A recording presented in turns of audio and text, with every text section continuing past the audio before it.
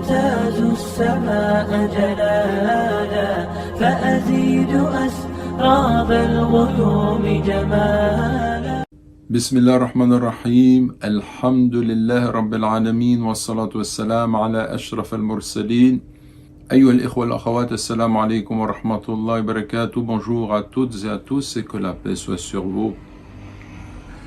La science des noms divins est en fait une science qui nous apporte une connaissance extrêmement précieuse, parce que notre rapport à notre Créateur, subhanahu wa ta'ala, n'est pas simplement fondé sur une réflexion rationnelle qui nous engage à dire que cet univers a une cause et que la nécessité d'un Créateur est évidente pour qui observe cet univers. C'est une réalité, mais l'islam va plus loin en nous livrant les noms divins. Et ces noms nous permettent d'avoir rapport avec Allah qui autorise notre élévation spirituelle dans le sens d'une saine compréhension de ce qu'ils peuvent représenter pour nous. Je vais vous donner un exemple. Par exemple, Allah ou Al-Karim, Dieu est Al-Karim. Al-Karim, on peut traduire cela par celui qui est noble, celui qui est généreux. Et cette noblesse, cette générosité, pour moi, je vais en être convaincu lorsque j'observe l'univers autour de moi et que je me rends compte que tout est profusion. Les dons de mon Créateur attestent effectivement d'une générosité, même dans la conception des choses à travers la nature. Prenez un simple fruit qui comprend plusieurs pépins. Avec chaque pépin, on fait un arbre, et l'arbre donne plusieurs fruits qui comprennent des pépins, et ainsi de suite. Cela signifie qu'il y a une profusion dans la nature, et c'est une expression de la générosité d'Allah. Alors, le musulman se doit, lorsqu'il connaît ce nom, d'en tirer un parti bénéfique dans le sens d'une saine compréhension. Cette générosité, je me dois de la voir en toutes choses. Je la vois dans tous les éléments de la création. Je vois que tout est don de celui qui est noble et généreux.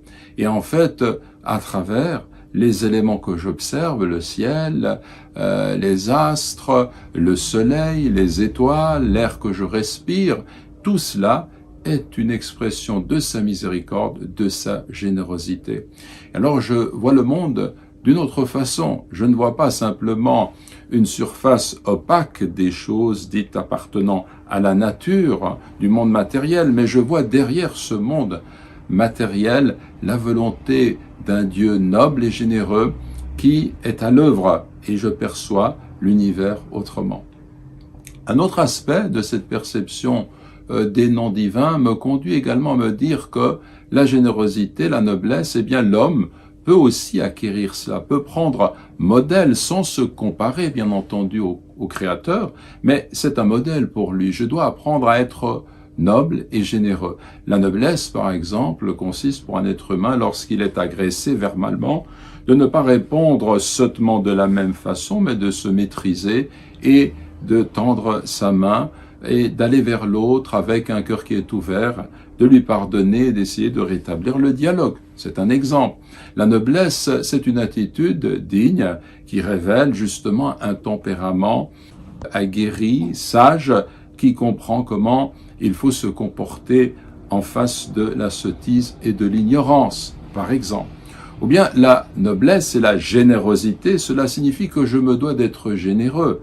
Généreux avec mes biens, généreux avec ma personne, généreux au niveau du sourire que je peux adresser à l'autre, du geste que je peux faire, généreux avec mes proches, avec mes parents, avec mon entourage. Et cette générosité doit devenir une qualité en moi que je cultive progressivement. Donc vous voyez que ce seul nom, El-Karim, eh bien, il renferme bien des secrets qui nous permettent, nous, de nous déterminer au niveau de notre élévation spirituelle qui se fait précisément à travers la connaissance des noms divins. Et donc, les sages, eh bien, observaient un nom, essayer de vivre avec ce nom dans ce sens, de mettre en pratique tout ce qu'il peut représenter comme enseignement, mais de traduire cela pratiquement dans leur vie, intérieurement, extérieurement. Et puis quand ils avaient acquis cette qualité, quand ils avaient compris la profondeur de ce nom, conserver cet acquis et puis passer à un autre nom divin qui renferme encore d'autres secrets, d'autres enseignements, d'autres orientations qui nous conduisent à vivre selon la dignité qui a été conférée aux enfants d'Adam. Demandons à Allah subhanahu wa ta'ala de nous guider dans toute cette lumière. Wa jazakumullahu khayran. Wassalamu alaikum wa rahmatullahi wa barakatuh. وأجتاز السماء جلالا فأزيد أسراب الغيوم جمالا